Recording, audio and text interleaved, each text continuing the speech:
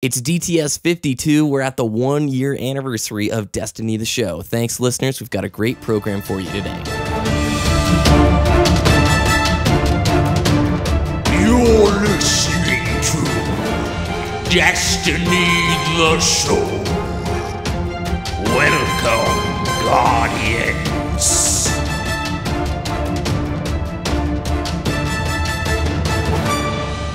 What's good, everybody? It's BBKDRAGOON here, joined as always by my co-host, excellent person and friend, Ditty. How are you doing today?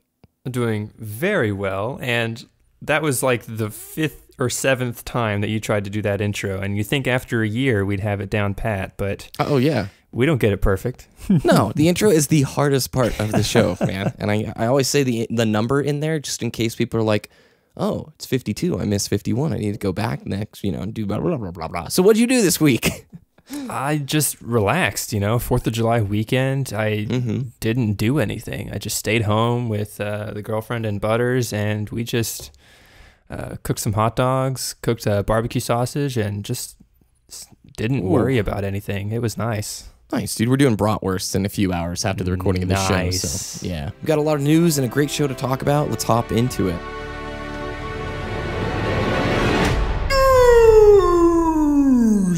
So with this being the 1-year anniversary of the show, I wanted to extend a giant thank you to you guys, the listeners.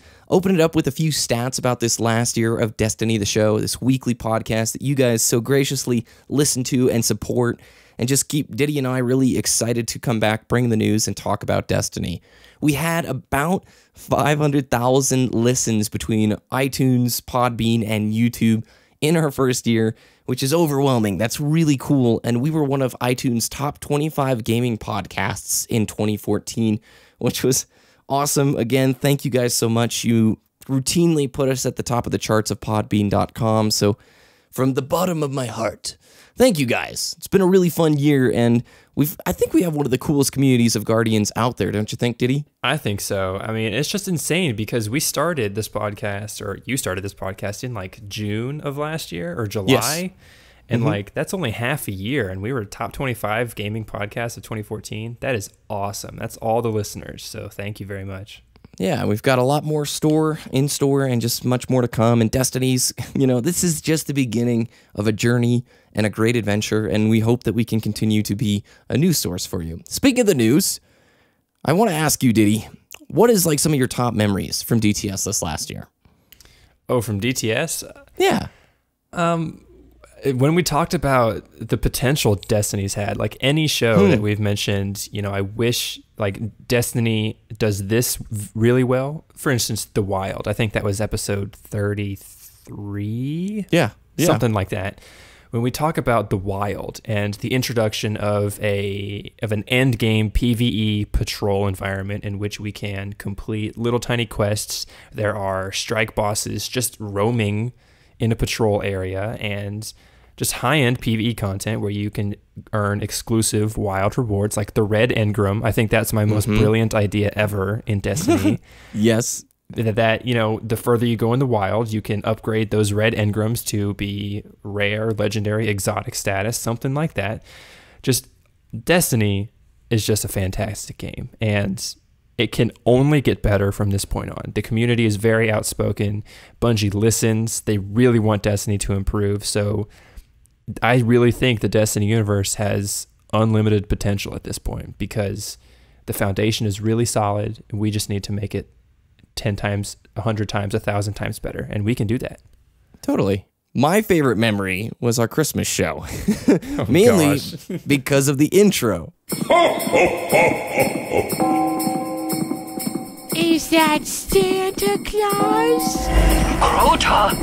They're waking him! Oh, guess not.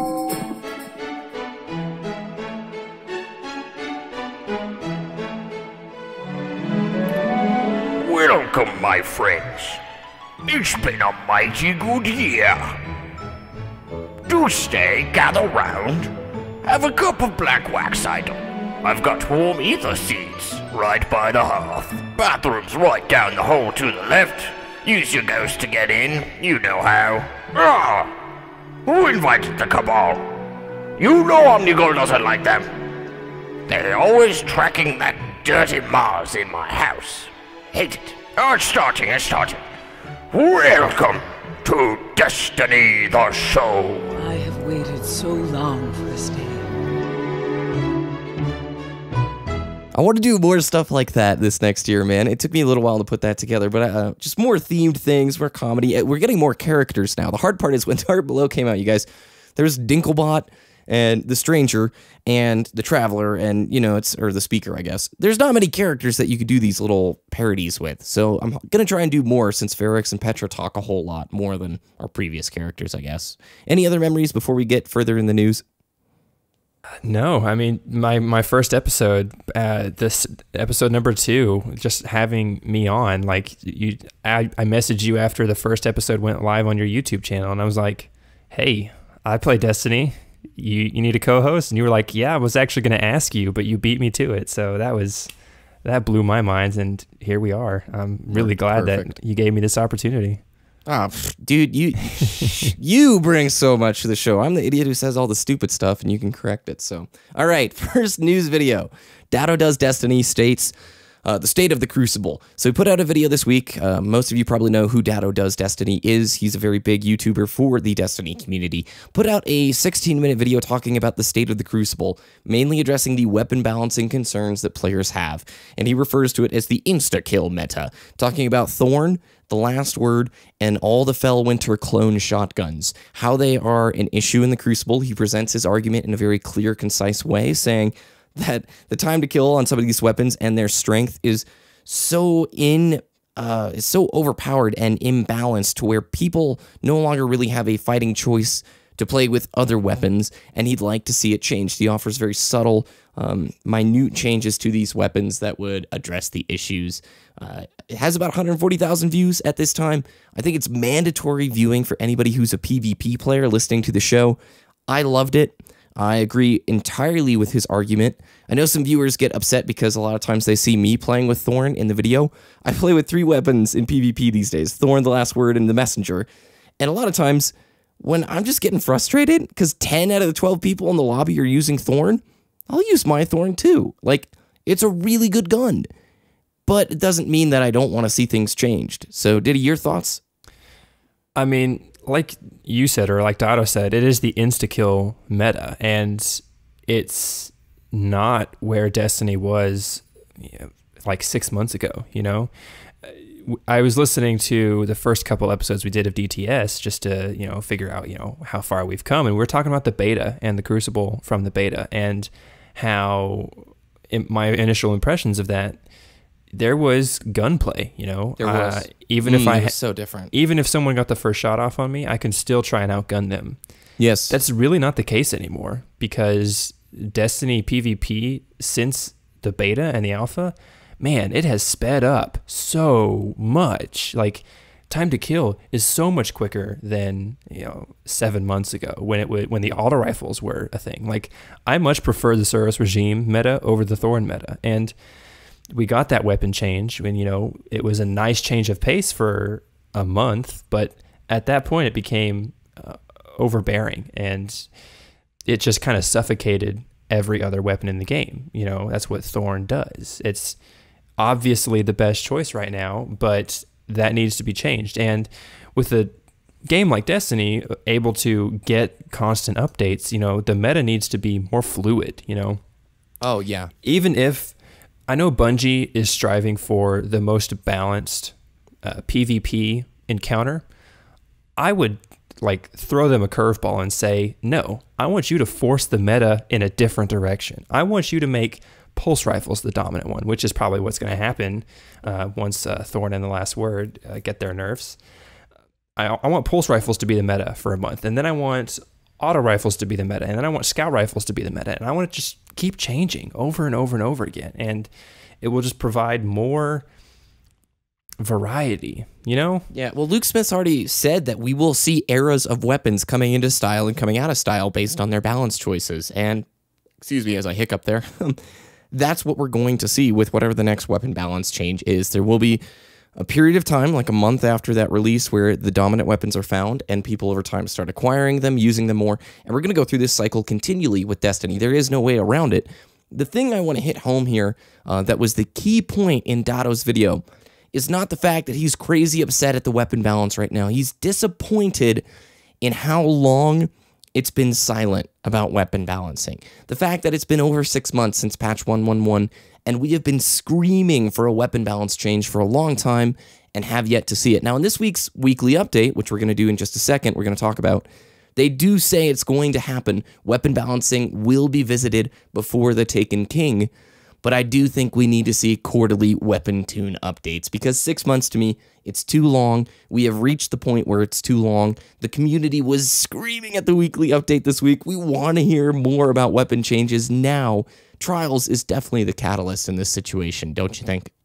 Yeah, I said it once Trials went live, like, because of the nature of the game mode, it's going to make the flaws of Destiny Crucible even more apparent, and I hate to pat myself on the back, but I was not wrong. Nope. So I think we hop into the weekly update, which lackluster, but not empty, okay? It's basically re-hitting all the stuff that we talked about with the Taken King during E3 week, only this is a more official outlet. It's featured on the weekly update.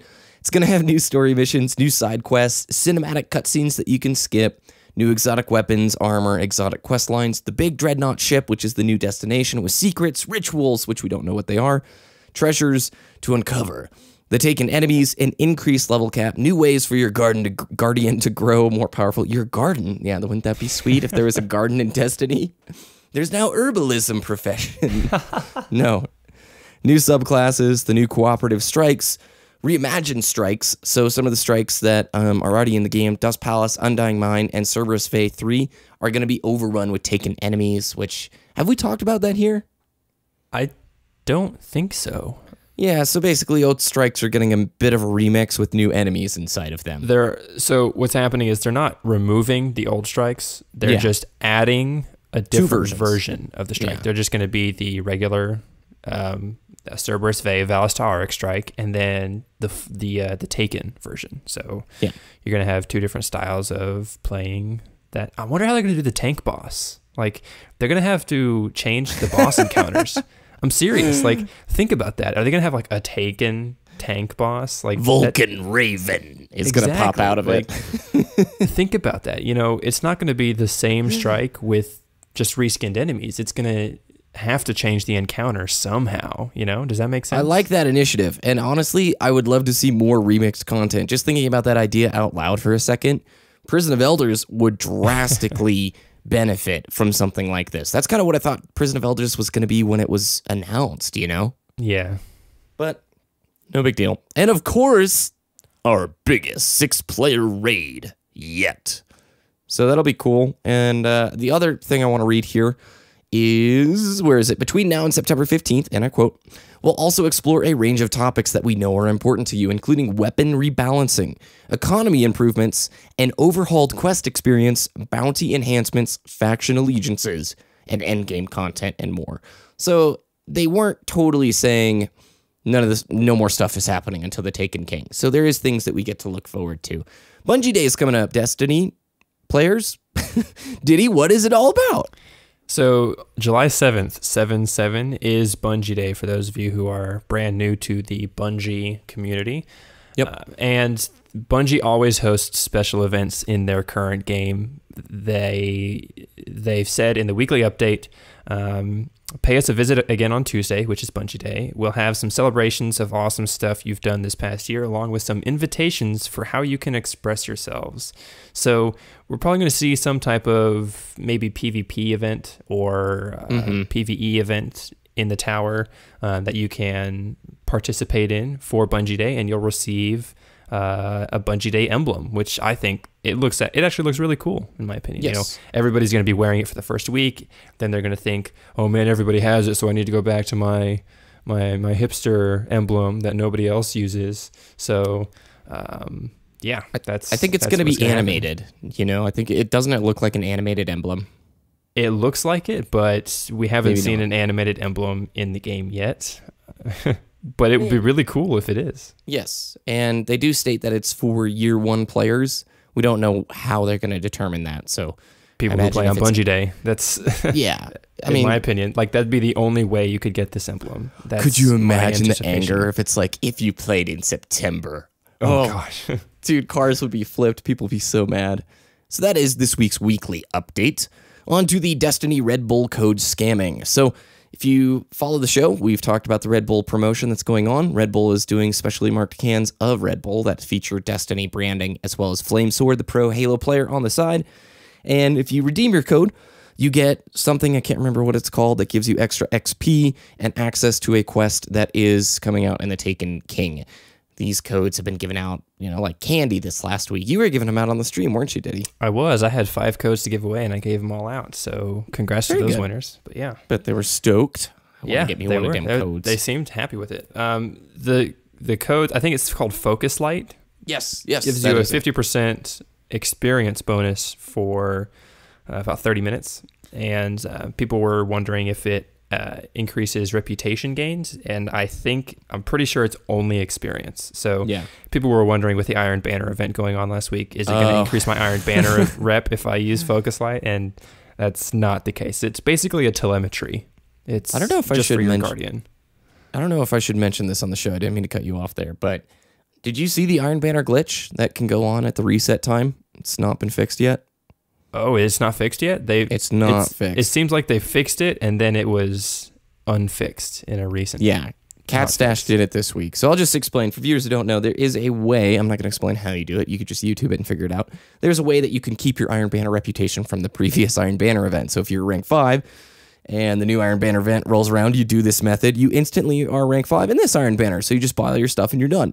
So that's... something that's definitely got to get fixed here. I'm off topic. People are scamming these Red Bull codes, okay? There's a very simple way that people are changing the code to get the item without having to purchase the Red Bull can.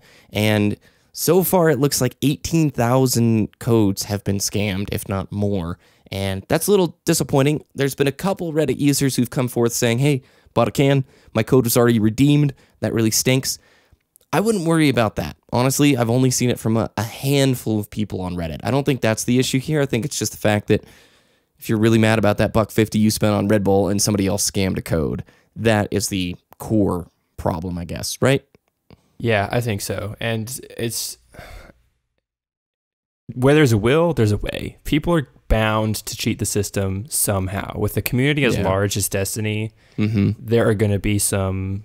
I'll say it, there are going to be some shitty people in the community, and they're going to try and cheat their way to this extra content. And like, I don't know why you would want to scam this stuff. I mean, maybe you don't have a 7-Eleven near you, or you don't have access to the Red Bull codes around you, and you're just hoping to get one. But like, you're not going to miss out on much. You know, it's just the experience game. Granted, you are missing out on the quest once the Taken King launches, but it's a quest. It's not an extra story mission. So I wouldn't fret too much if you aren't able to receive a code. Yeah. And then our last piece of news, Ditty, you want to take this one? A couple comedians, right, were hired to write jokes for Destiny, huh? Yeah, David Cross and Brian Posehn, I think that's how you say his name. They wrote jokes that supposedly the Ghost was supposed to say in Destiny, but they were never used. And Kotaku wrote this article, and I thought that it was kind of interesting that they just Bungie kind of shied away from having the Ghost be a humorous character in the Destiny storyline. More serious tone, I guess, was the thing. David Cross is from Arrested Development, by the way. I'm sure most viewers who are in the U.S. recognize him.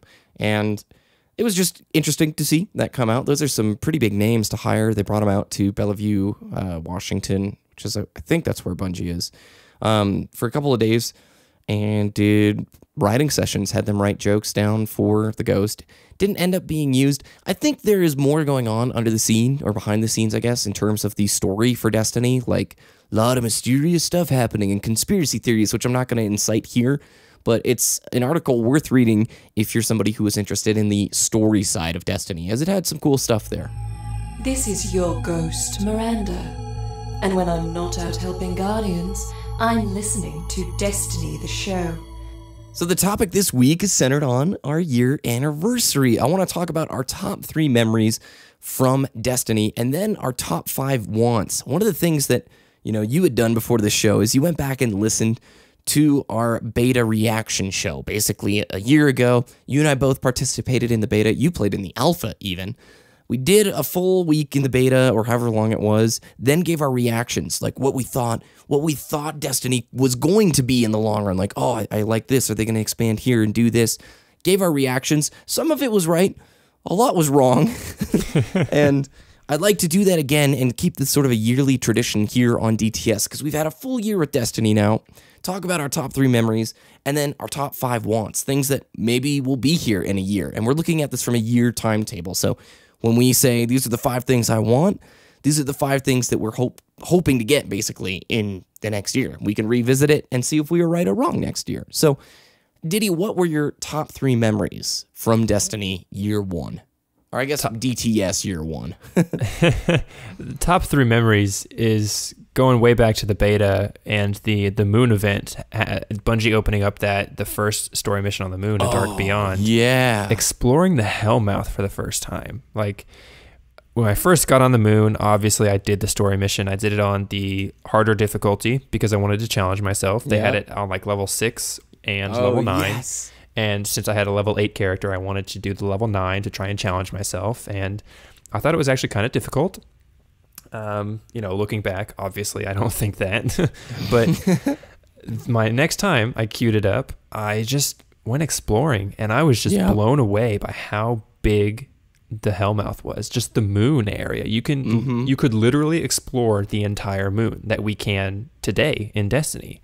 There was no area in the moon then that we can't explore now, I think. I thought, wasn't there a couple areas that were blocked off? There's a couple areas that are blocked off, but those were because of strikes and story missions that you could only access in strikes or story missions, right? Yeah. But if I wanted to go patrol moon right now, I could basically go back to all those areas again. And man, nostalgia feels, Ditty. Hit me right in the gut. I'm telling you. Do you remember Twitter? Yeah, and on the show that I mentioned that our first reaction, like, I remember being scared going down into the Hellmouth. I'm like, what am I gonna find? Like, Fogoth was down there. Man, some of those. I was watching some of my old footage as well that I recorded. Man, I was so timid. Like, I would go around a corner and there would be this big open room, and like I would zoom in to see if the enemies are too high of a level for me to handle. But it turns out that I could keep going, so I just kept going, and just that sense of what's the word? Ignorance, mystery. I don't know. Mystery. There we go. Yeah. Thank you. Like, that sense of mystery. Like, I want that feeling again, and we're gonna get that with the Dreadnought. I'm excited. Yeah, I hope they tap into that. That was so cool. That event of we're gonna open up the moon for a limited time. And remember, people on the videos were like, "What is this? How can I get there?" And it was a limited time event. You went to the moon. It was open for like 3 hours, right? 2 hours, I think. Okay. And Twitter explodes. Everybody's exploring as fast as they can, trying to figure out how to get past things. Gosh. Oh, Ren. Okay. Next one. Next one. Getting the last word from our first Vaulted Glass run. Oh, That was probably one of my top highlights. Obviously, it is my top highlight. But it felt like it was my first exotic that I really earned, I beat the hardest end game content in Destiny, and with a fire team. And I remember some of the Pineapple Boys, Sassy. I don't remember who else was in there. I remember Joker because he was streaming. Azure was there. I think Aura was there. Azure and Aura, and then maybe Nacho. Or no, it was not Nacho, because that would be 6. But yeah, just getting the last word, beating the hardest piece of Destiny content that was available at the time, and getting the best exotic hand cannon for PvP. And man, I used that gun for like 2 months straight because the last word is just my baby. It's good. A great gun. I love it. A great gun, man. Never dismantled it, and I have kept it ever since, and I still use it today. Very good. Last memory? The last memory is going to be duoing the entire Crota raid with Lurker Zero. Oh, yeah. You guys got into the rhythm with that. Yeah, we did. It would just be us two on the reset week, and we were like, let's just do it. Let's just figure it out. And he had the Galahorn, and back then, being level 32, 2 Galahorn shots would down Crota on normal mode. So since I didn't have one, I would always have to be the sword bearer, and we got into the rhythm. It got up to the point where, we would just do it all the way up to Crota because we didn't want to attempt it. And then we're like, let's just try it. And then we did it. And we did that for a couple of weeks, just duoing the entire raid. And that just, it just feels like I've mastered this game already because I did a 6-person event. Like I did a 6-person raid with just 2 people. And that felt like a huge accomplishment to me. It did. Like near the beginning of Crota's End too, that was like, it felt good. You know what I'm saying? Near the end, it was like, okay, this has become more common. But it became a chore towards the end. Yeah, it because did. Like we needed that gear to. It was way harder to hit level 30 in Vanilla Destiny. Yeah, it was hard to get level 32 in Crota because you needed Crota gear and you needed those Radiant Shards. And now it's a lot easier because you can get any piece of gear with Etheric Light. Yeah. And I'm not complaining. I'm just saying, like, we had to grind a little bit more to get to where we needed to get. And I think that was a fond memory that I have. I actually liked the grind, Yep. My favorite, first being the first Vault of Glass raid we did. You mentioned that, getting the last word. But the first Vault of Glass raid we did was late October, I think. And that just changed everything. I'm still chasing that feeling. Basically, going into that huge encounter, it was long, it had multiple stages, it was different, it was nothing in Destiny was like that, and it had a huge sense of accomplishment when I first did that. And anybody who's rated for the first time, Vault of Glass was just great. And like I said, I am still chasing that feeling. Vanilla to me had more mystery and more of that awe sensation. And as much as I love getting our Twitch reveal streams, seeing what's going to be in an expansion before it comes out, I really hope the Taken King captures what you talked about with the moon and Vanilla. There was mystery. There was still things that weren't solved yet.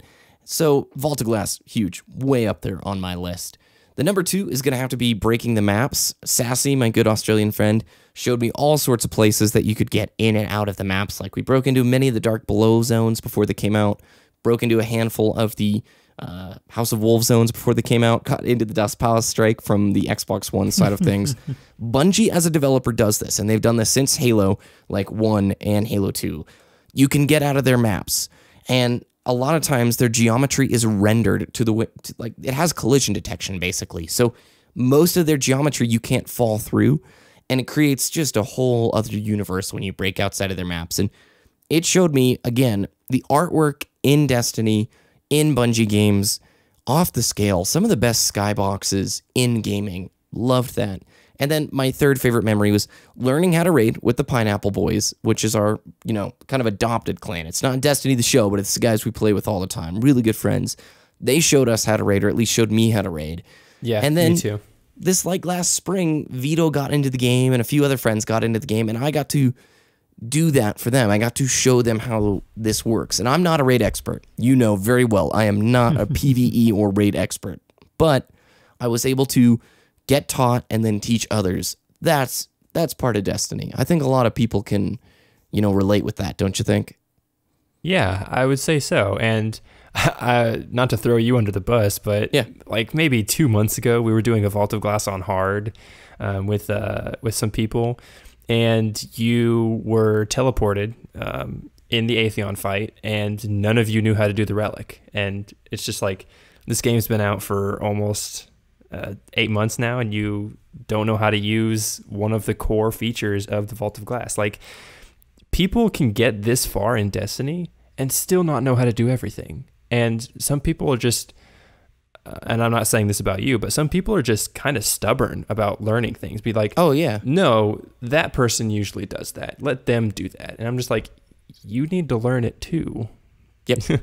Well, I try and ask questions, I guess. I didn't mean to cut you off there. Keep going. No, that's fine. Like, yeah, like that's what I did. Like, I was playing one of my friends from high school, he doesn't play Destiny very often, but when he does, he tries to do some raids, and he has his own group of friends, and he's like, hey, can you do Vault of Glass with us? And I said, okay. And so once we got to that Atheon fight and we were teleported, none of us knew how to do the relic. So I was like, okay, I guess now is as good as time as any to learn, Yeah. And I had to teach myself how to use the relic, and some people kind of knew how to use it. And I'm like, okay, I've seen a few videos, maybe this button will work, maybe this button will work. And like, it was that mystery feeling again. Like just once you get that new relic in your hand, you kind of just hit all the buttons just to see what happens, And I liked that. And, that was like, I would say March or April when I finally learned how to use the relic in the Vault of Glass. And I had run it like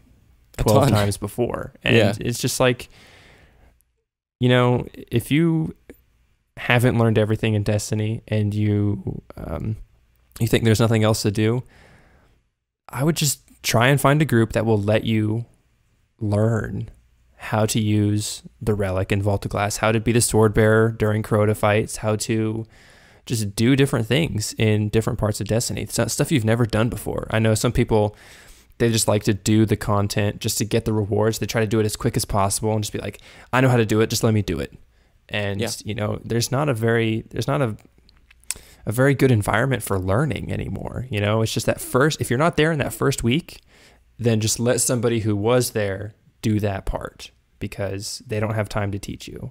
I don't really like that attitude, Elitism.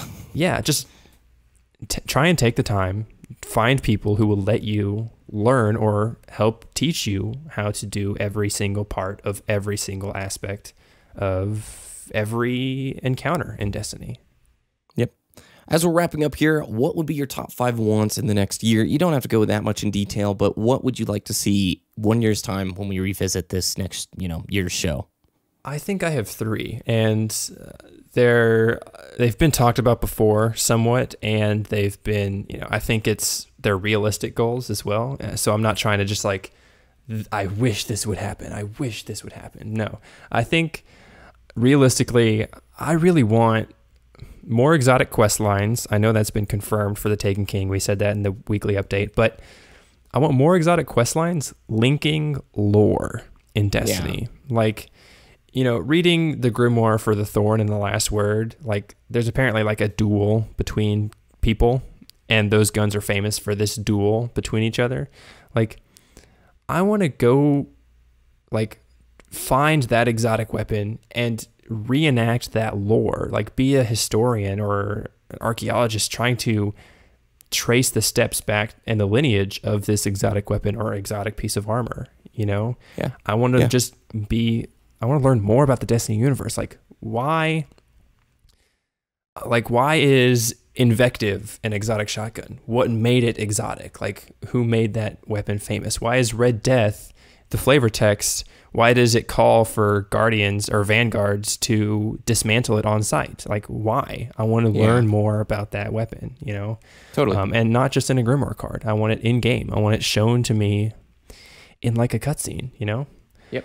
And kind of going alongside that, my number 2 would be, I want deeper explanations of the universe. And I'm pretty sure we're going to get that with the Taken King and future expansions, obviously, because it's going to expand on the story. But I want to learn about the Destiny universe, I want to learn who the Nine are. I want to know why Xur is an agent of the Nine. I want to know where Xur goes after he leaves on the weekend. Like, he talks to the Nine. The Nine were mentioned in the Grimoire card with the Queen. How does the Queen know the Nine? Stuff like that. I just want to learn. I just want to learn more. Yeah. And then my third one would be more explorable areas on each planet. Totally. I don't just want like the Dreadnought added. I don't just want Saturn added. I want more Earth. I want old Europe. I want old America. I want old Australia. I want those areas on Earth. Like, there is no way old Russia is the only area on Earth that we can go as Guardians. Like, totally. No way. And the last city, people live there, right? Mm-hmm. Like, can I go down there? Can I interact with people there? Are there vendors there that have different things that I want? Yep. that's what I want to do. I want to just explore more of the areas that we've already seen. Very good. Mine are going to be more often for weapon rebalancing. We've talked about it a lot here. I'd like to see Prison of Elders fix the reward system. This is, kind of self-explanatory. Trials rewards are desirable, and Prison of Elders rewards are not, other than the ship and shader. So I'd like to see them rebalance that, which could make that activity very viable, again, for a lot of players. I'd love to see Trials of Osiris switch map side every 2 rounds. You know what I'm saying? Like every 2 rounds, you actually swap sides. For sure, yeah. I think I mentioned that in the show after the stream that we saw. You did, yeah. I noticed that the sides don't switch. Why? Especially on the Burning Shrine. Like, people of the outside have the advantage. Like, every map has a dominant side. If you're looking outside from inside on the Burning Shrine, you're going to be blinded by the sun. And if one team spawns out there every single round, that's a little bit unbalanced. So totally.